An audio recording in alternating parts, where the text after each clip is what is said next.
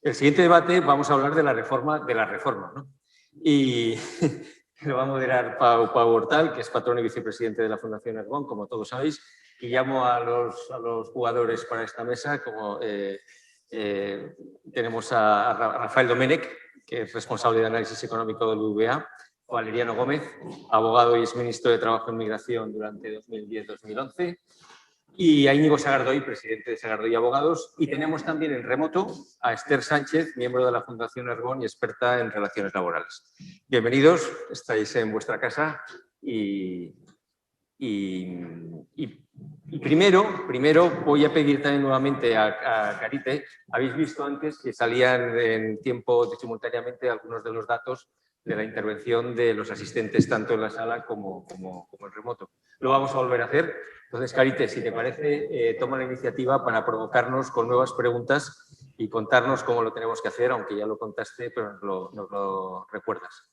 Y nada, pues en cuanto hagamos bueno, ya Pau, ya creo que ya puedes empezar con la introducción de la mesa y vamos. Esto funciona, perfecto. Buenas tardes, muchas gracias, Valeriano.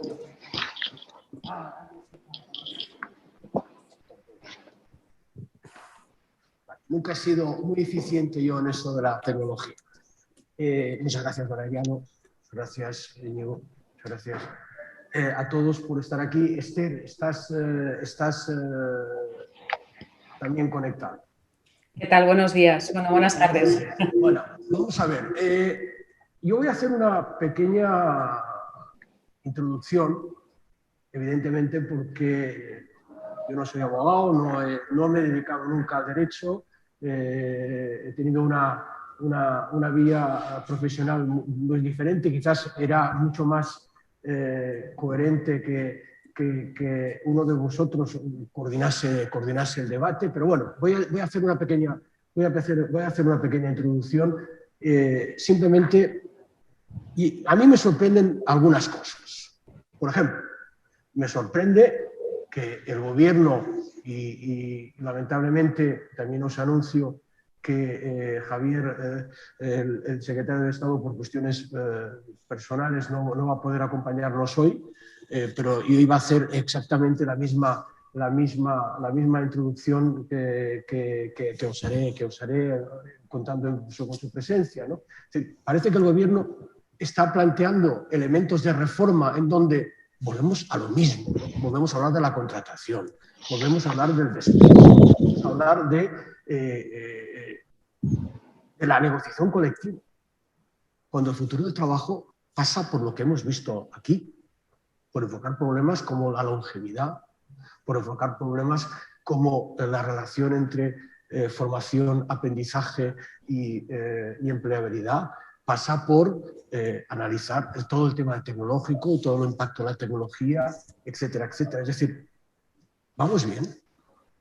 ¿Estamos enfocando realmente el mundo del trabajo? Es decir, modificando única y exclusivamente los elementos de la subcontratación, la negociación colectiva, la, digamos, vigencia o no vigencia de un convenio colectivo. Es decir, todos estos elementos que parece que tienen sentido y que algunos son elementos, digamos, introducidos en otro momento y que ahora probablemente tienen que ser modulables.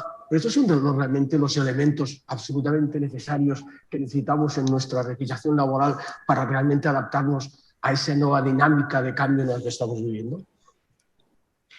¿Empiezas tú, Valeriano? No, ha sido todo muy rápido, ¿no? En la presentación. A ver, yo creo que necesitamos hablar del futuro del trabajo y de lo que eso significa para su regulación legal, pero también necesitamos hablar del día a día, del mercado de trabajo y de cómo funciona, cuáles son sus problemas y cómo intentar desde la regulación abordarlos, ¿no? Estamos en este momento, has citado en un tono, digámoslo así, de extrañeza, es decir, ¿por qué seguimos hablando de las mismas cosas que en el pasado y no hablamos de las cosas que necesitamos hablar en una perspectiva de futuro, ¿no? La razón es porque hay algunas cosas que se hicieron hace tiempo y que hay muchas personas, muchas instituciones que no están conformes con eso que se hizo hace algún tiempo, ¿no? ¿Por qué?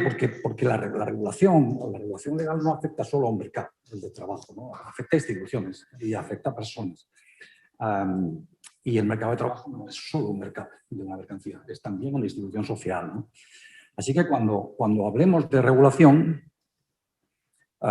tenemos también, y cuando hablamos de regulación, tenemos también que abordarla en esta perspectiva. El modelo español es un modelo con muchos elementos críticos en perspectiva de pasado, en esta materia, en materia de regulación laboral. Pero ha tenido algunas características que son apreciadas también incluso fuera, ¿no? Y es esta, en muchas ocasiones, no siempre, esta capacidad de pacto y de consenso, ¿no? En el ámbito laboral, ¿no? Cuando hemos caminado de esa forma, yo creo que hemos estado mejor que cuando hemos tratado de avanzar desatendiendo este tipo de circunstancias que tienen que ver con nuestra regulación, con la mejor regulación. Y tengo la impresión de que ahora estamos también en un dilema, ¿no? En un momento de inflexión importante. Y hacemos reformas también en el ámbito laboral atendiendo a una perspectiva de consenso, o hacemos aquellas reformas que de manera ilustrada pensamos que tienen que hacerse con independencia de lo que piensen los demás, ¿no? Bueno, pues este es un momento de inflexión importante, sin duda, también en el ámbito regulatorio. No sé ¿Qué opináis? Voy a Os has dado contestar. la misma pregunta, ¿eh? Y luego Sí, también yo voy a aquí contestar a la pregunta que nos haces. Yo creo que son necesarias las regulaciones en el mercado de trabajo. No son suficientes, no es lo que va a determinar por sí solo, únicamente el futuro o el presente de ese mercado de trabajo, pero sí que es imprescindible. Y permítame que haga un símil, ¿no? Si pensamos en el mercado de trabajo como, y las regulaciones del mercado de trabajo como las normas de circulación, obviamente estamos construyendo nuevas carreteras, autopistas, estamos cambiando la tecnología de los coches, etcétera, pero al mismo tiempo que hacemos todo eso, que estamos pensando en el futuro, en cómo vamos a circular, necesitamos normas, necesitamos regulaciones, ¿no? Que nos digan si tenemos que ir por la derecha, por la izquierda, si tenemos que ceder el paso o no, si tenemos que pararnos o no, en el fondo porque queremos aumentar la seguridad con la que circulamos, ¿no? Y en el mercado de trabajo pasa algo parecido, ¿no? Y la cuestión es, desde mi punto de vista, el gran reto que tenemos es cómo conseguimos con esas reformas y con esas regulaciones, con esas reformas en las regulaciones del mercado de trabajo que son necesarias, cómo conseguimos al mismo tiempo hacer que el mercado de trabajo funcione lo más eficiente posible y de la manera más segura posible, ¿no? Combinar lo que en otros países se denomina este modelo de flexiseguridad, ¿no? Que en el fondo no es más que combinar eficiencia y equidad en el mercado de trabajo. Pero a mí sí que me parece determinante el papel de las regulaciones. Yo creo que explican buena parte de las ineficiencias de nuestro mercado de trabajo y es el elemento diferencial que hace que un país como España, que tiene niveles de capital humano de una complejidad en su estructura productiva homologable a los principales países en el mundo, muy por encima del 80% de las economías que hay en el mundo, tenga un mercado de trabajo, sin embargo, que es absolutamente disfuncional. Es decir, que prácticamente la totalidad de países que tienen instituciones peores, un sistema productivo peor, una estructura productiva más ineficiente, peor capital humano, etcétera, tengan tasas de desempleo, incluso tasas de temporalidad o desempleo de larga duración más baja que la que tenemos en España. Yo utilizo con mucha frecuencia un dato, ¿no? Porque a mí me parece espeluznante que desde 1980 hasta finales del 2019, el año previo a la pandemia, este país haya tenido una tasa de desempleo media del 16,9%, es decir, casi el 17%, ¿no? Si ese mismo ejercicio que antes se hacía por países lo hacemos con regiones europeas, nos encontramos exactamente con lo mismo, y es que las regiones españolas están sistemáticamente por encima en tasa de paro entre 5 y 10 puntos por encima que las regiones europeas homologables en productividad, capital humano, estructura productiva, funcionamiento de sus empresas, etc. Luego hay algo ahí que se debe a las instituciones, la regulación que nos hace, pues eso, tener un mercado de trabajo disfuncional, lamentablemente poco eficiente y muy poco equitativo. Le vamos a dejar a Esther, si te parece. Esther. Vale, gracias, Pau. Bueno, pues tú lo has dicho al principio, es decir, cuando hacemos lo mismo o planteamos lo mismo por los mismos actores, es poco probable que vayan a pasar cosas diferentes. Entonces, yo empezaría por formularnos una pregunta, y es cómo podemos enfrentar normativamente una regulación del mercado de trabajo para el futuro del trabajo con una administración o con un sistema regulatorio que está anclado en el antiguo régimen, entendiendo por antiguo régimen que funciona en base a silos organizativos, es decir, la regulación del mercado de trabajo no solo va del Ministerio del Trabajo. En la reforma del mercado de trabajo deberían estar en la misma mesa, en el mismo momento, diferentes actores. Diferentes actores significa trabajo, finanzas, digamos, todo lo que hace referencia a política social, a política educativa, porque si tenemos una visión sistémica, y en el vídeo se hablaba y en la anterior mesa también lo hemos abordado, evidentemente estamos hablando de un único sistema compuesto por mini sistemas dentro y todos tienen que estar, porque si no vamos a generar descompensaciones sistemáticamente, ¿no? Segundo, está bien, como se comentaba ahora, es decir, entendemos que se necesitan reglas, que se necesitan normas, pero los expertos en cambio cultural, y hay un montón de literatura al respecto, dicen que es mucho más efectivo, tiene mucho más impacto generar dinámicas de contexto más que dinámicas de control o dinámicas coercitivas. Si bien es cierto que cuando el legislador ha abordado de forma coercitiva y con sanciones disuasorias determinados temas, es cuando se han movilizado de alguna forma determinadas políticas. La pregunta es cómo se ha movilizado. Posiblemente se ha movilizado de manera formal. Léase, por ejemplo, todo lo que hace referencia a los planes de igualdad. Yo creo que aquí la Administración, en paralelo a la regulación, tiene que generar un debate, tiene que generar espacios de reflexión para construir o para, digamos, asentar todo lo que serían los pilares de ese futuro del trabajo que, como bien se comentaba antes, se asientan en la inteligencia colectiva, en la coparticipación, en el diseño. Y ahí enlazo con otro tema, y es cierto que hay una tremenda cultura de concertación en las reformas laborales, y cuando ha habido esa cultura de concertación, es cierto que eso ha sido favorable, no solamente en términos de paz social, sino en términos de integración de muchas de las regulaciones que se han llevado a cabo. Pero el sistema de regulación que tenemos no es un sistema moderno de diseño normativo, entendiendo por sistema moderno un sistema de coparticipación y diseño en el que intervienen más actores que los actores públicos o semipúblicos, entendiendo por semipúblicos sindicatos y patronales. Entre otras cosas porque sindicatos y patronales hoy no son unos actores que representen realmente los intereses de todos y cada uno de los actores que están en juego. Y, por tanto, digamos, a falta de que sindicatos y patronales hagan su transformación que la tienen que hacer, pues seguramente los gobiernos tendrán que dotarse de mecanismos a través de los cuales conocer realmente qué es lo que está pasando en las empresas.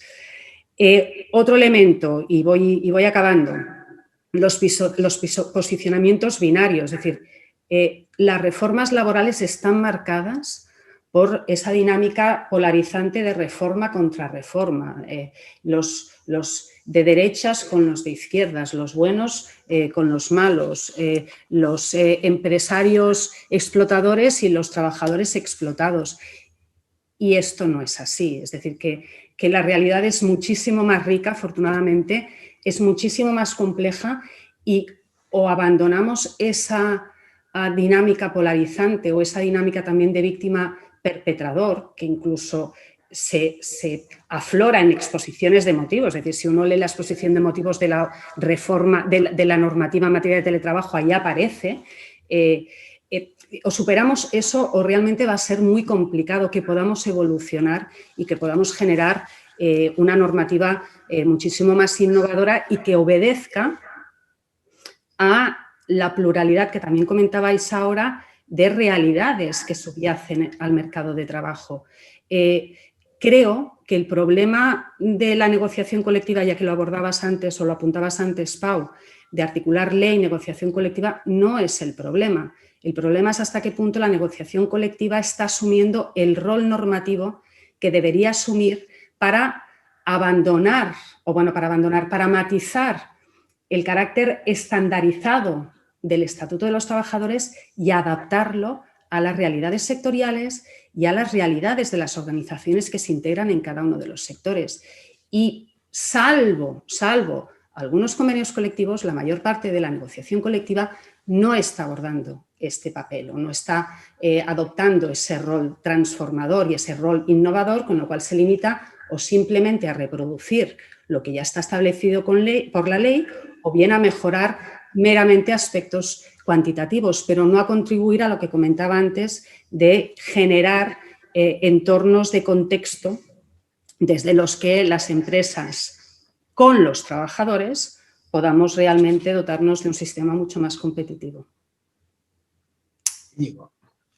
Bueno, pues buenas tardes y primero, muchas gracias por la invitación. Es un placer estar aquí con Valeriano, con todos vosotros, con Rafael, con Esther y con Pau. Gracias por la invitación. Yo coincido prácticamente, iba a decir, hombre, no las mismas palabras, pero las mismas ideas que Esther. La verdad es que me ha gustado mucho porque coincidimos mucho. De hecho, quien tenía que moderar esta mesa era Esther, no yo, pero bueno. Pues tres ideas más o menos para exponer ahora inicialmente en este inicio. Lo que nosotros percibimos, digo nosotros los que estamos más metidos en el mundo de aplicación normativa, y lo que hablas con las empresas, y da igual que sean empresas de gran tamaño, de pequeño tamaño, es indiferente, o incluso con los autónomos, es que te das cuenta y te lo transmiten y tú a la hora de aplicarlo, bueno, pues lo notas y lo ves, que la realidad cada vez más, de forma muy acelerada, está más alejada de la normativa, o sea, de la regulación. La realidad en nuestro país, y quizá más acuciado que en otros países, demuestra que es múltiple, es multiforme, es lo que hemos visto en el vídeo anterior, ya no del futuro del trabajo, porque es el presente, y nuestra normativa laboral es muy unidireccional, una palabra que decía Esther, ¿no? Tiene un único camino. ¿Por qué? Porque está iniciada en los años 80, todo el aparato laboral, todo el sistema legal español está abordado en los años 80 con un esquema de trabajo efectivamente muy binario. Trabajo por cuenta ajena, por decir una forma, de 9 a 5 y en la fábrica. Lo digo, perdonad, no, de forma muy simplista, ¿no? Pero es verdad que todo el aparataje normativo está anclado a eso, cuando la realidad ahora está demostrando que hay muchísimas formas de trabajo que la ley laboral no aborda, ¿no? Y no hay otra escapatoria. O sea, quiero decir, no hay otro anclaje normativo y, por tanto, pues se queda ahí en una especie de limbo que al final, pues o bien interviene el tribunal o bien interviene, o sea, se judicializa, que es evidentemente malo, o interviene la inspección de trabajo y al final, pues se crea un limbo ahí que no es positivo. Y luego hay otros nuevos derechos digitales de los trabajadores, lo estamos viendo ahora también, nuevas realidades digitales, bueno, que tampoco están abordadas por la ley, ¿no? Entonces yo creo que hay un tema de debatir, de reflexionar y decir, oye, ojo, que la realidad se nos está escapando. Segunda idea, también un poco la línea que decía Esther. Yo creo, no solo pasa en el entorno laboral, yo creo que pasa en todos los entornos, pero España estamos muy acostumbrados a la hiperregulación, es decir, a poner reforma sobre reforma, reforma sobre reforma, parche sobre parche. No sé si la reforma laboral, leía un artículo el otro día, ha tenido, perdón, la ley laboral desde el año 80, 52 reformas laborales, parche sobre parche. No adaptamos la normativa a las nuevas necesidades empresariales, a la nueva terminología incluso. Bastaría con a veces, ¿no? Cuando hablamos del Estatuto de los Trabajadores del Futuro, pues a mí me gusta mucho ese enfoque, pero quizá yo creo que se tiene que referir más a la terminología que usa el Estatuto de los Trabajadores y la legislación, ¿no? Y yo creo que estamos en un sistema laboral suficientemente maduro, y lo decía, comparto plenamente lo de Esther, suficientemente maduro ahora, a día de hoy, para dejar más espacio a la negociación colectiva. Abandonemos un poco la ley y vayamos a innovar y a actualizar en el ámbito colectivo. Es verdad que hay convenios colectivos que son un desastre y que, bueno, y que para eso están los tribunales, pero hay otros convenios colectivos que nos han enseñado muy buenas prácticas. El sector automoción, el sector farmacéutico, el sector químico. Yo creo que ¿por qué no dejamos más espacio para temas de productividad, temas de formación, políticas activas, temas de innovación tecnológica, espacio de negociación colectiva? Y tercer punto, y con esto acabo. Es cierto que las normas, yo lo he hablado muchas veces con Rafael, la normativa laboral es necesaria, lógicamente hay que reformar, y coincido también plenamente con lo que decía Rafael, y también lo ha apuntado un poco Valeriano, que al final realmente no es la panacea. Al final nosotros le damos un valor muy mágico, ¿no? a las reformas laborales, ¿no? Como si lo fuera a solucionar todo. Y no es así, porque vemos que en España, con la misma ley laboral, hay regiones que tienen una tasa de paro muy baja y regiones que tienen una tasa de paro muy alta. O sea que hay componentes, lógicamente, que sabemos todos, añadidos, que la ley laboral, bueno, pues es un engranaje de la maquinaria, sobre todo que yo siempre he pensado que la ley laboral sirve para remover obstáculos, para que las empresas, bueno, se desarrollen, crezcan, etcétera, pero que efectivamente pues no es quizá el único punto en el que hay que incidir, ¿no? Y a veces le damos demasiado valor. Y a un valor, efectivamente, a veces ideológico. Bueno, es una reforma laboral, como nos pasa con la reforma educativa, ¿no? Es una reforma laboral de derecha, es una reforma de izquierda. Bueno, al final el empleo no entiende de ideología. El empleo hay que crearlo y lo crean las empresas, básicamente. Entonces, lo que tiene que hacer una ley laboral, lógicamente, es remover obstáculos para que las empresas crezcan y para que las nuevas formas de trabajo estén protegidas. Efectivamente, hay nuevas formas de trabajo que hay que protegerlas con protección social, y ahí el concepto de flexibilidad es un concepto muy idóneo, ¿no? Y bueno, es un poco esas primeras ideas iniciales, ¿no? A tu pregunta. ¿Queréis intervenir? Porque... Espera. El hilo este hilo final. No, es que yo creo que el enfoque ya está. Ya podemos... La idea es, además has puesto un buen símil, y es, no hagamos con la regulación laboral lo que, por desgracia, este país ha hecho con la regulación educativa. Tenemos 8, 9, no sé cuántas reformas a la medida en que evoluciona el ciclo político. Precisamente la concertación ha evitado eso cuando ha funcionado. En materia laboral, la concertación social, el tripartismo, como queramos llamar, el diálogo, hay 1000 formas de denominar algo mismo. Y es que el equilibrio que sale de una negociación tripartita casi siempre es mejor que el que se deriva de una imposición. Da igual que sea de derechas o de izquierdas la imposición. Bueno, esto que era algo que estaba bien asumido en el pasado de España, que no es un modelo de éxito en todos los ámbitos de la regulación laboral, pero sí en el ámbito del diálogo, sí es un modelo de éxito. Cuando uno ve y va a Europa, sí es un modelo de éxito. Aquí se ha practicado un modelo de negociación tripartita en materias laborales, sociales, que en ciertas ocasiones ha sido envidiado también, ¿no? Y por no citar lo más importante, ¿no? Y es coger la curva de horas de trabajo perdidas en 1973 y coger la que tenemos hoy, ¿no? Ese modelo, donde también el diálogo es importante, más allá de desacuerdos puntuales con huelgas generales que pasan un día, después el día a día termina imponiendo, ¿no?, ese diálogo también en las empresas, ¿no? Entonces, lo que digo es que la concertación produce mejores equilibrios y evita este permanente juego de estar entrando y saliendo en las mismas materias en función de quién entra y sale en los gobiernos. Y creo que ahora todavía estamos en una buena posibilidad, tenemos una buena oportunidad para practicar lo mejor de lo que ha sido nuestra historia en este ámbito, ¿no? Este año y pico de pandemia, de crisis, ha dado buenos ejemplos, también desencuentros, por supuesto, pero buenos ejemplos en esta materia, y sería muy importante, lo sigo defendiendo, que el resultado de la negociación emprendida ahora sea un resultado positivo en ese sentido. Es decir, que yo prefiero una reforma pactada, aunque no sea ideal en la perspectiva que cada uno tenemos, naturalmente, ¿no? Prefiero una reforma pactada siempre. Y prefiero además que esa reforma pactada sea una reforma que efectivamente responda a la evolución del ciclo político.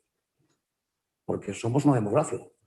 Hay que recordarlo, donde se alterna y donde nuestras ideas son contrastadas permanentemente por la ciudadanía, ¿no?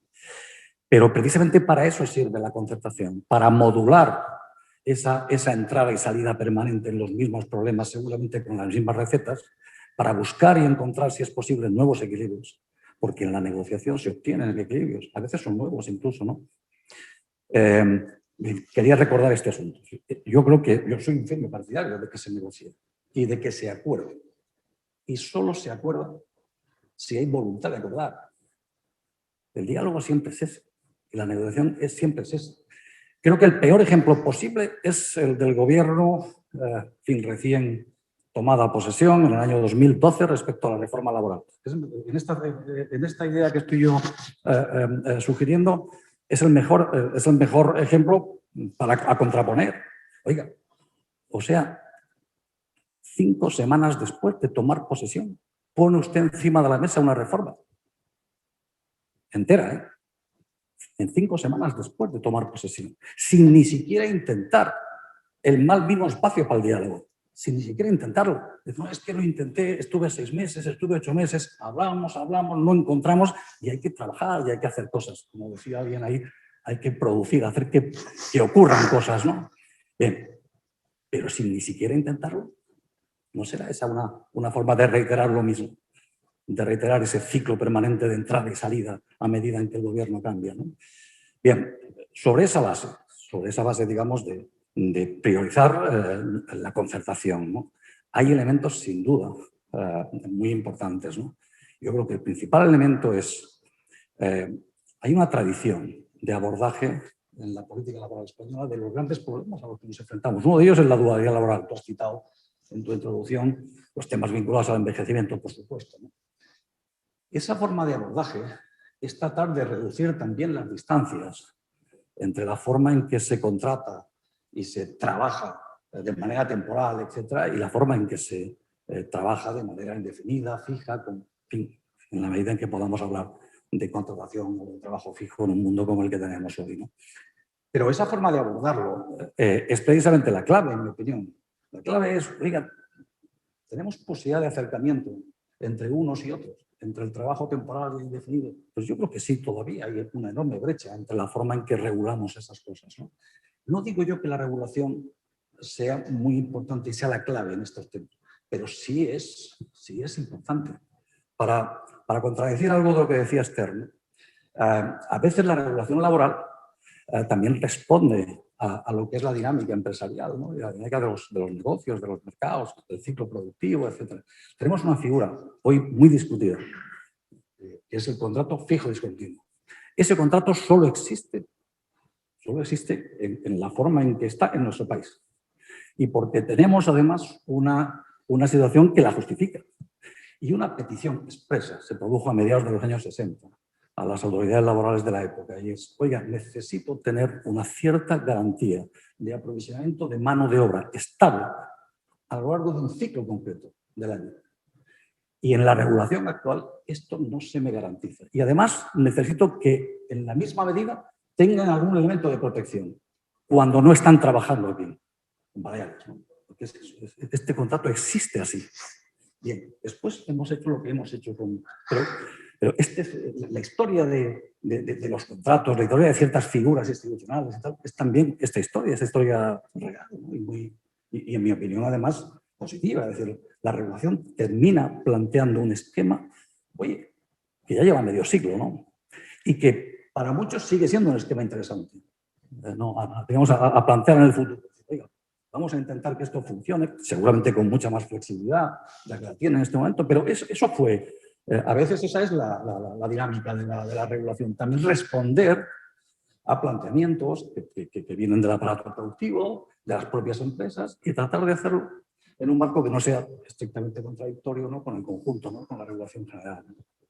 Rafael. Pau, si me permites. Sí, no, te permitimos. Fenomenal. Gracias.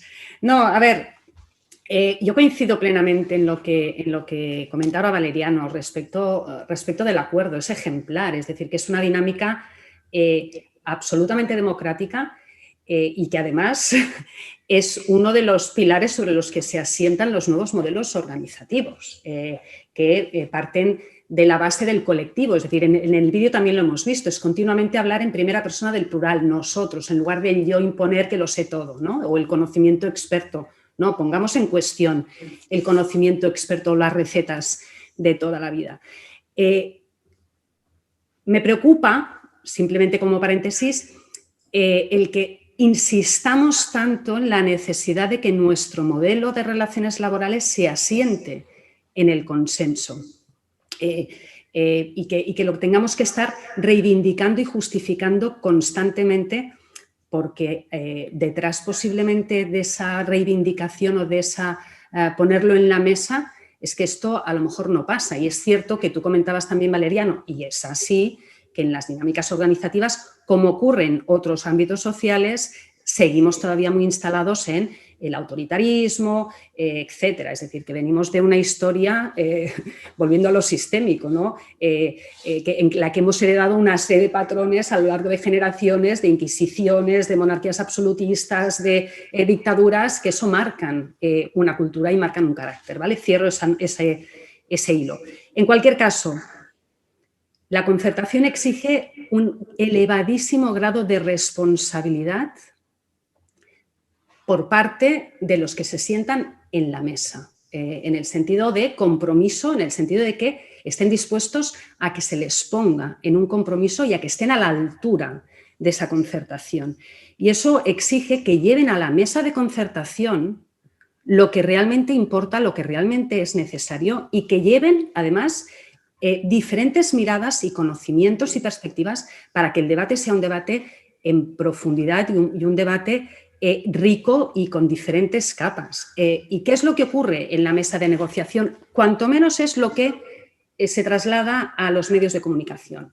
Lo comentaba antes Pau, contratación, tema de las ultraactividades, temas de contrata, subcontrata, que siendo importantes no son lo que están marcando la problemática cotidiana de las empresas. Entonces, ahora, ¿cuáles son los temas en los que realmente sería necesario hacer un abordaje integral? Desde el momento en que las formas atípicas de relación, de trabajo, se están imponiendo y no se están imponiendo solamente en el ámbito de los riders. A nivel directivo, el interim management está siendo ya una fórmula utilizada por muchísimas empresas y esto hoy se está articulando, vamos a ser generosos, de forma alegal, ¿vale? Ahí hay como una especie de limbo, voy a ahorrarme la calificación jurídica, pero bueno, en cualquier caso, este es un tema. Y este es un tema en el que lo que no está en juego solo es si se aplica o no se aplica el ámbito, la normativa laboral, sino cuál es el régimen de protección social que damos a estas nuevas formas de trabajo. Y lo comentaba antes Cañigueral, porque un sistema de seguridad social basado en la solidaridad intergeneracional, cuando tenemos el desequilibrio generacional que tenemos y cuando nuestros jóvenes no están contribuyendo al sistema como sería deseable y sostenible, y cuando los salarios son los que son, etcétera, etcétera. Bueno, aquí tenemos a Rafael, que seguramente los datos económicos los puede poner encima de la mesa. Es un sistema que se tiene que revisar en su totalidad. Y el abordaje o el globo sonda que se lanza a propósito de la contribución de los autónomos es un globo sonda que está fundamentalmente buscando satisfacer un interés, que es un problema enorme del sistema de seguridad social, que es su sostenibilidad. Es decir, tenemos que hacer que los autónomos contribuyan más porque es que la vaca no da. Cuando en realidad, si ese es el abordaje que hacemos para los autónomos, no estamos trabajando de forma integral en una normalización del trabajo autónomo. Segundo tema de igualdad respecto a los mayores de 50 años, pero que podría ser aplicable a cualquier otro colectivo, entre comillas, sensible, pero que, bueno, que los mayores de 50 años en nuestro país, en nuestro mercado de trabajo, tienen un peso fundamental y ahora tenemos generación X y generación Y con un montón de población y que están siendo expulsados de las empresas con el problema que esto supone desde un punto de vista de políticas activas, de recolocación, de reskilling, etc. Oye, el plan de igualdad en materia de género, ¿por qué lo cerramos al ámbito de género? Que está bien y es evidente, y yo no voy a discutirlo evidentemente, pero ¿por qué no abordamos las políticas de diversidad e inclusión en su integridad? Porque a lo mejor lo que le conviene a las empresas es entender que los derechos fundamentales de igualdad y no discriminación van más allá que el tema hombre-mujer. Tema de nuevas tecnologías, claro, en el ámbito de las relaciones laborales o en el ámbito del mercado de trabajo o de la vida de las empresas es un enorme tema y que enlaza también muchísimo con las políticas activas de empleo, porque lo que ocurre, por ejemplo, me limito a uno de los procesos, en el ámbito del reclutamiento, con todos los temas de inteligencia artificial y de machine learning, le hace algoritmos en los procesos de selección, es tremendo, es tremendo. Temas de despido. ¿Por qué no integramos indemnización, prestación por desempleo y Big Data para salir del debate habitual de si la indemnización es muy alta o es muy baja? Y aquí incorporamos también no solamente indemnizaciones a los trabajadores en función del perjuicio que les supone realmente el despido, sino contribuciones o las indemnizaciones como contribuciones al sistema para hacerlo más robusto. Por ejemplo, simplemente por poner alguno de los temas que realmente están en juego hoy y que son los que afectan sencillamente al ámbito, al ámbito cotidiano de las empresas, y lo digo, bueno, pues desde mi mirada de directora de recursos humanos, en las que muchas veces he tenido, siendo absolutamente consciente de la importancia de la norma y sin renunciar a mis orígenes, porque yo me formé como profesora de Derecho del Trabajo, pero que en muchas ocasiones dices, no puede ser, es que lo que decíamos antes, ¿no? La realidad normativa y la realidad práctica están en dos digamos, órbitas totalmente diferentes, ¿no?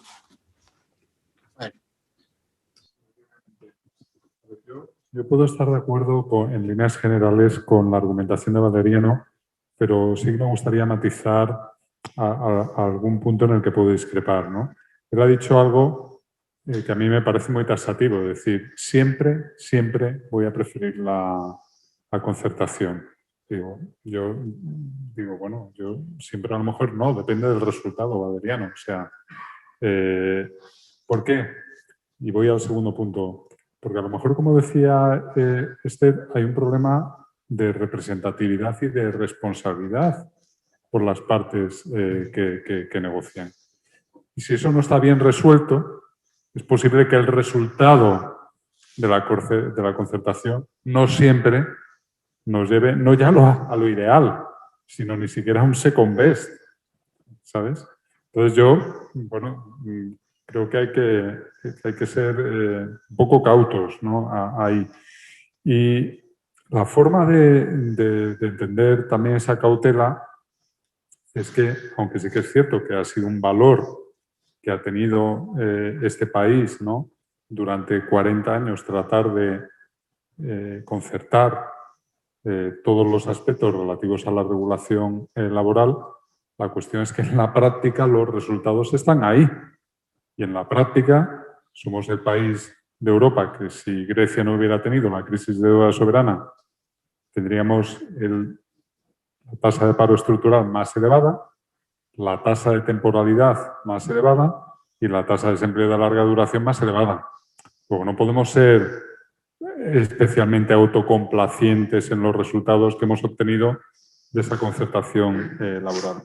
Y luego porque lamentablemente, y esto está muy estudiado desde los años 80, desde el punto de vista académico, hay un paper que está más que citado, un artículo de investigación de Calford y Triffin, que plantean 3 tipos de negociación. La absolutamente centralizada, nórdica, en la que hay un acuerdo con representatividad y responsabilidad por parte del gobierno, agentes sociales, etcétera, en el que regulaciones, decisiones salariales, etcétera, se toman en función de la mayoría, en función de los intereses sociales, en función de la tasa de paro, del momento del ciclo económico, etcétera. Modelos como el sueco, como el danés, etcétera. En el otro extremo tenemos modelos que combinan eso con una negociación colectiva a nivel de empresa muy eficiente. Alemania, ¿no? El ejemplo que siempre se suele utilizar, ¿no? Que es un modelo en el que está además más que probado que no solo conduce a tasas de desempleo como las que tienen hoy en día, es una industria y en general una economía súper competitiva a nivel internacional, con tamaños medio de empresa mucho más grandes. Y algo muy importante es que la propia negociación colectiva favorece la innovación, favorece ese trabajo del futuro, que las empresas estén mirando hacia adelante, ¿no? Y aquí, sin embargo, estamos en una posición intermedia que no es ni una cosa ni otra, es un modelo que lamentablemente con los resultados que tenemos termina siendo ineficiente. Entonces, hay que poner en valor la concertación, sí, pero y yo sé que esto no lo personalices, Valeriano, porque yo sé que no caes en la autocomplacencia. O sea que cuando digo autocomplacencia hablo en primera persona, en plural, como algo colectivo, no como un problema de Valeriano que no lo es. Yo la cautela con Valeriano solo la ponía al principio, cuando decía lo de siempre, siempre, ¿no? Pues yo siempre. La concertación no necesariamente, depende del resultado, que hasta ahora en los últimos 40 años no ha sido particularmente bueno. Íñigo. Bueno, como vamos entrando un poco más en contenidos, ¿no? de propuestas. Vamos a ver, una reflexión personal, ¿cuáles son las prioridades en el mercado de trabajo a día de hoy? No pondría una reforma del mercado de trabajo como prioridad. Luego la haré un poco de la reforma del 2012, y Valeriano sabe que yo sí que la defiendo y creo que ha sido positiva por 2 razones que diré luego.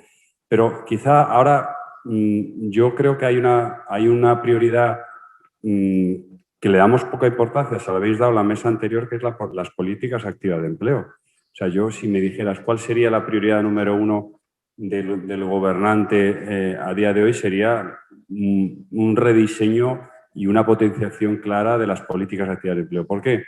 Porque seguimos teniendo una bolsa de desempleados inmensa, tenemos muchísima gente en un limbo con los ERTEs que luego saldrán, no saldrán, veremos qué sucede. Tenemos una tasa de desempleo juvenil absolutamente inaceptable y empezamos a tener una tasa de desempleo de larga duración, y esto Tomás sabe más que nadie, de gente senior, de talento senior, que no hay que olvidar y que hay que trabajar, porque además lo escuchaba el otro día Tomás, y ayer lo hablábamos también con Jaime en otro coloquio que coincidimos, va a darse en el mercado de trabajo una especie de péndulo, Tomás lo explica mejor, donde va a haber unos 4 millones, ¿no?, de personas jóvenes que no van a estar ahí en el mercado de trabajo, y en cambio va a envejecer mucho la población activa, y todos esos, muchos de ellos, pues van a tener desempleo si no lo remediamos, ¿no?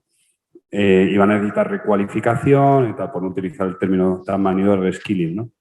Bueno, entonces, políticas activas. Segundo, efectivamente, reforma del mercado de trabajo. Bueno, pues bien, sí, lógicamente es buena, pero quizá, y enlazándolo con la reforma del 2012, a mí lo que más me gustó de la reforma del 2012 es que tuvo una aproximación integral. Es decir, y esto lo sabe mejor que yo Valeriano, si tú tocas en la ley laboral solamente un aspecto de la relación laboral, todo se descabala. O sea, tú no puedes tocar el coste del despido sin tocar la flexibilidad interna, sin tocar la contratación. O sea, tienes que tener una visión bastante integral porque la relación laboral es dinámica y bueno, y necesita y entonces eso sí que lo tocó, podrá gustar más o menos y lógicamente yo respeto mucho la opinión de Valeriano, pero me gustó mucho esa aproximación y segundo, bueno, sí, lo lógico hubiera sido que hubiera habido un consenso o lo deseable, pero bueno, era una situación muy particular, ¿no? Pero, y entonces, al hilo de eso, en cuanto a contenidos, ahora se habla de la contratación y Rafael y yo lo hemos también tratado muchas veces. Yo creo que los tres grandes puntos o los tres grandes problemas de la regulación en materia laboral son la dualidad, y eso yo creo que estamos todos de acuerdo, que hay que simplificar contratos, que hay que promover la contratación indefinida. Segundo, la flexibilidad interna como alternativa al despido, y eso otros países lo han hecho mejor que nosotros. Los ERTE han sido un buen ejemplo, pero ahí todavía hay mucho camino por recorrer. Y tercer punto, que también lo hemos hablado muchas veces Rafael y yo, que es el tema de las pymes. O sea, yo creo que la estabilidad del empleo se consigue vía contratación indefinida, pero también se consigue por el tamaño de la empresa. Cuanto más grande sea la empresa, suele ser así, y Rafael, que es economista, le gusta mucho medir, más estabilidad de empleo hay en esa empresa, porque bueno, tiene más medios, más recursos, va creciendo, va expandiéndose y tal. Y en España nos falta acometer ese problema de mejorar el tamaño de nuestras empresas notablemente, cosa que en otros países pues acometen regulaciones no solo laborales, fiscales, administrativas, burocráticas, etcétera, para que las empresas, bueno, pues puedan crecer, ¿no? Que eso ayuda clarísimamente a la estabilidad de empleo. Yo hay una, Pau, solo un pequeño, brevísimo apunte. Es decir, que junto con el tema del contenido, es decir, cuáles son los temas sobre los que se debería regular, yo creo que también hay un tema de forma y que en ocasiones pasa desapercibido, pero que tiene un impacto a nivel práctico importante. Y bueno, pues tanto Íñigo como Valeriano, que son abogados, pues posiblemente podrán dar más detalles. ¿No? Dice que es economista, que no es abogado. Bueno. En cualquier caso, a donde quería ir a parar. Cuando la norma no es clara, en un ámbito tan sensible, tan cambiante y con tantas implicaciones prácticas, ya no solamente económicas, sino operativas, organizativas, relacionales, cuando la norma no es clara y queda sujeta a la interpretación de los tribunales y el sistema judicial, como es la jurisdicción de lo social, está en última instancia en cada una de las comunidades autónomas y, por tanto, el Tribunal Supremo solamente interviene a nivel de unificación de doctrina y constitucional cuando hay temas de relevancia de derechos fundamentales. No quiero entrar en temas técnicos, pero bueno, este es un tema importante. ¿Por qué? Porque lo que pasa en una comunidad autónoma en un determinado momento no es lo mismo que pasa o que puede pasar en otra comunidad autónoma, y las posibilidades de que al final se unifique doctrina por parte del Supremo, bueno, pues no son fáciles. Es decir, que los criterios para acceder a esa unificación son muy estrictos. ¿Qué quiero decir con esto? Que también forma parte importantísima de la responsabilidad del regulador el que lo que se regula sea claro. Y a veces, y enlazo con el tema de los consensos, en muchas ocasiones, para conseguir los acuerdos, cedemos en claridad y, por tanto, cedemos o abrimos el camino a esa inseguridad que para las empresas es tremenda, ¿vale? Con lo cual, y aprovechando que por aquí, por el chat, se hablaba de ¿y qué tal si en lugar de negociación evolucionamos hacia la lógica de la co-creación? Pues a lo mejor si incorporamos esos elementos podríamos dotarnos de normas mucho más claras, más inequívocas y que por tanto generaran menos inseguridad operativa en la práctica. Sí. No, como queráis, Rafael. Valeriano. Yo lo que creo, respecto a la reforma del 2012, yo lo que creo es que ahí hubo un problema de forma, fundamentalmente de forma. Uno puede discutir después el fondo de las cosas, ¿no? Y por supuesto hay cosas que me gustan y hay otras que no. Pero hubo un problema claro de forma que rompía con nuestra historia. Se rompía con nuestra historia, incluso en el ámbito de las relaciones laborales. Y es que no es porque fuera un gobierno del Partido Popular. Hubo un gobierno del Partido Popular entre 1996 y 2000 que está, en mi opinión, entre las mejores ejecutorias en este ámbito. También, por cierto, en cuanto a contenidos de la política laboral, instrumentada entonces. Esto no es un problema de quién gobierna y cuál es su color político. En ocasiones también en esta materia es un problema de forma, muy importante. Claro que sí. ¿Cómo no va a ser importante la forma en el diálogo? En realidad la forma es importante siempre. Casi tan importante como el fondo, para responder a lo que dices. Es mucho más importante en este asunto la forma que el fondo, sí. Primero porque podemos encontrar el ejemplo contrario, volviendo a coger el hilo de educación, un lugar, un ámbito, digamos así, maldito, ¿no? En la política española, ¿no? Maldito porque hemos sido incapaces de encontrar un punto de referencia razonable. Pero eso no ha funcionado mejor. El que los gobiernos decidieran qué política educativa se hacía en función de sus ideas preconcebidas, sin contrastarlas demasiado con los demás. ¿Y qué piensa este señor de al lado y tal? Esto no ha dado un mejor resultado. Y tampoco han dado mejores resultados este tipo de políticas que yo digo ilustradas de laboratorio, que tampoco tienen un buen contraste en muchas ocasiones con la realidad, ¿no? Entonces, lo que digo es, nuestra evidencia es claramente superior en las reformas acordadas, siempre. No solo porque producen paz social y estabilidad en las leyes. Yo soy economista, pero yo sé apreciar también, hemos sabido siempre apreciar los economistas lo que significa estabilidad en el ámbito regulatorio, ¿no? Y no este permanente tira y afloja al que estamos acostumbrados en otros ámbitos, ¿no? Así que aquí nuestra evidencia es muy contundente. No digo yo que no haya que atender al resultado. Lo que digo es que en resultados es muy contundente la evidencia de las reformas pactadas, acordadas, consensuadas, ¿no? Que no son sinónimo de petrificación. Aquí se ha dicho hace un rato, se ha dicho bien, se ha dado una cifra de 50 y tantas reformas, ¿verdad? Desde el año 81, ¿no? Es cuando tenemos estatutos del 81. ¿no? Bueno, ha habido más cambios, muchos más cambios, con más de 200 cambios importantes en el Estatuto de los Trabajadores, en nuestra norma laboral por excelencia, ¿no? Así que aquí sigo pensando en que es mejor que los gobiernos lo intenten, aunque solamente sea por una razón, para que no le puedan decir después que usted ni siquiera lo intentó. Sí, aunque Valeriano, solamente sea por eso. Antes, no por el resultado solo, para que no tenga yo que decirle usted ni siquiera lo intentó. No es el fondo. Antes de darle la palabra. Y respecto, ya entro solamente un punto más en el contenido. Perdona. Un punto más en el contenido. A mí me parece muy importante abordar algunos de los problemas que están abordándose en este momento en el diálogo social. Después vienen otros. Da la impresión de que el gobierno ha planteado, oiga, aquí hay algunas cosas que tienen prioridad, que tienen que ver más bien con la reforma del 2012, y otras que son de futuro, que son un poco esto que llaman el nuevo estatuto o el estatuto de los trabajadores del siglo XXI. Lo que digo es muy importante cerrar este contencioso. Para la política laboral española es muy importante cerrar el contencioso abierto tras el 2012.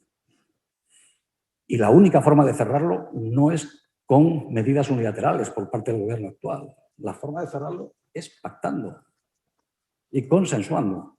Sí, pero déjame. En un caso y en otro, ¿eh? Y aquí lo importante es cerrar esto. Nosotros no podemos estar cada 4 años discutiendo una vez más cuál es el contrato temporal adecuado, cuál es la indemnización por despido adecuada. Tenemos que intentar cerrar estas cosas.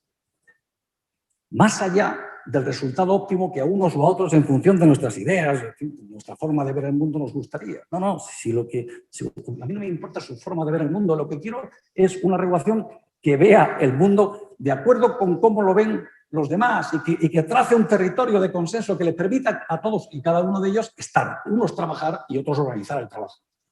Sí, pero antes de darle la palabra a Rafael, casi ya incluso para terminar, porque estamos en hora, y en Erbon intentamos siempre respetar mucho las horas y evidentemente vamos a cerrar la sesión, digamos, con este debate y nos damos todos por despedidos y por agradecidos y todo esto que se dice en estos entornos, ¿no?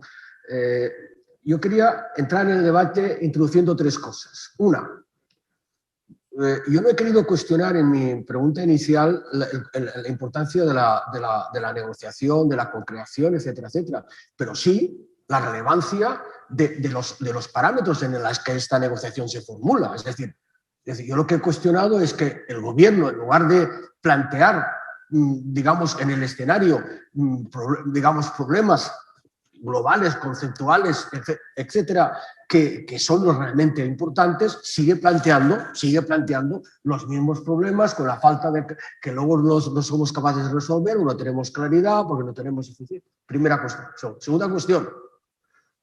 Dicho esto, a lo mejor alguien tendría que empezar a decir y empezar a poner sobre la mesa quién es el nivel de interlocución de algunos de los representantes de la mesa de negociación para ver si ampliando la mesa de negociación se es capaz de dar una salida diferente a esos problemas de carácter global, porque a lo mejor los interlocutores que participan en la negociación no representan el conjunto del entorno económico y empresarial de este país. Simplemente es lo que quería intervenir. Rafael. Sí, no, yo únicamente quería comentar, porque preguntabas por ello, cuáles serían las prioridades de esta reforma, de la reforma. Para mí son básicamente tres, ¿no? La primera de ellas, coincido con Íñigo, las políticas activas de empleo. Bueno, ya lo hemos visto en la sesión anterior. Además, me ha gustado mucho la propuesta esta, ¿no? De que quepa en una lámina, ¿no? Y yo creo que el objetivo... Sí, el objetivo... Yo no soy sueco, pero voy a tratar de... Yo creo que el objetivo está claro de las políticas activas de empleo, es aumentar la probabilidad de empleo, la empleabilidad de una persona. Y si es vulnerable, todavía con más razón. Hay muchas, esto tiene muchas dimensiones, pero yo pongo el foco en una que tiene que ver con las nuevas tecnologías, con ese mercado de trabajo, no ya del futuro, sino del presente, incluso del pasado, porque esto lo vengo defendiendo con AINCO desde hace 10 años, con muy poco éxito. Y este país tiene el problema más grave lo tiene en el mercado de trabajo. Si dejamos al lado el de la educación, porque el fracaso escolar y el abandono temporal del sistema educativo es al sistema educativo lo que el desempleo y la temporalidad al mercado de trabajo, ¿vale? Pero algo que no estamos resolviendo desde hace 10 años y tenemos tecnología para ello y se ha tratado con distintos de resolver por algunos gigantes tecnológicos, con algunos gobiernos que ha sido infructuoso, es crear un job marketplace. Lo ideal sería que fuera europeo, ¿vale? Por lo menos que sea nacional, que estén todas las vacantes de las empresas, todos los trabajadores, incluso cuando están empleados. Un trabajador que está empleado, ¿por qué no va a recibir ofertas de que en la empresa de al lado o del otro extremo de la ciudad están pagando un salario que es un 15, un 20% superior al que uno tiene? Eso fomenta la competencia entre las empresas. No solo rompe, o sea, el mercado de trabajo, yo es que a mí me dio clase, yo en esto estoy viciado, a mí me dio clase Chris Pesarides, que obtuvo el premio Nobel de Economía, por plantear algo bastante obvio, el mercado de trabajo como un mercado de búsqueda en el que se tiene que establecer un emparejamiento entre empresas que buscan trabajadores y trabajadores que buscan una oferta de empleo. Y ahí hay una simetría. Entonces, hoy en día tenemos la tecnología desde hace mucho tiempo para resolver eso. La utilizamos todos los días para comprar libros, para comprar todo lo que nos ofrece alguno de estos gigantes tecnológicos, para hacer reservas de vacaciones, de hoteles, de aviones, etc. Y no lo estamos utilizando en el mercado de trabajo, que es nuestra principal prioridad. Prioridad número 1, esa. La segunda, el tema de la dualidad, la flexibilidad interna, no solo como alternativa al despido, sino como alternativa a la propia temporalidad, porque muchas veces las empresas lo que hacen es uso del contrato temporal por esta cultura que ya se ha establecido como forma de poder acometer un futuro incierto ante unos ingresos que pueden en un momento determinado caer un 20 o 30% y no quieren que esa caída de la demanda se lleve a la empresa por delante. Pero fijaros además también lo que voy a decir. En estos momentos la empresa o la institución con una mayor temporalidad es el sector público. Tiene una tasa de temporalidad del 30,4% frente a una temporalidad por debajo del 23% del sector privado. ¿Por qué contrata temporales o interinos del sector público? Por flexibilidad. Por flexibilidad.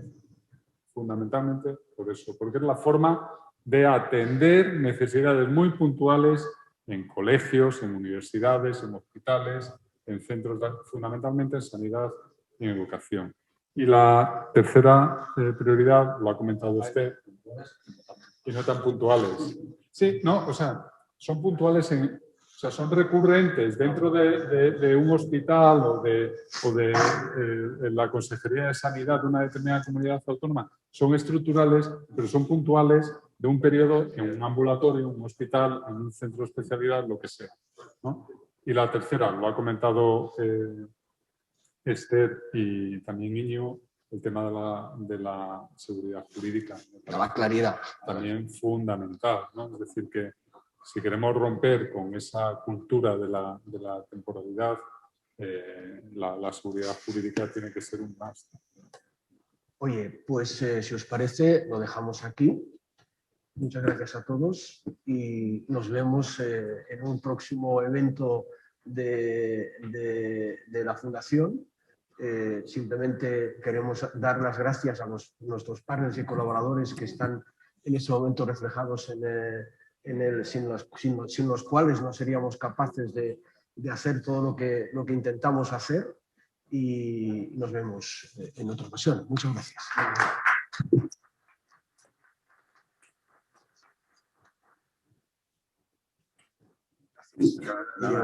Rafael, muchas gracias.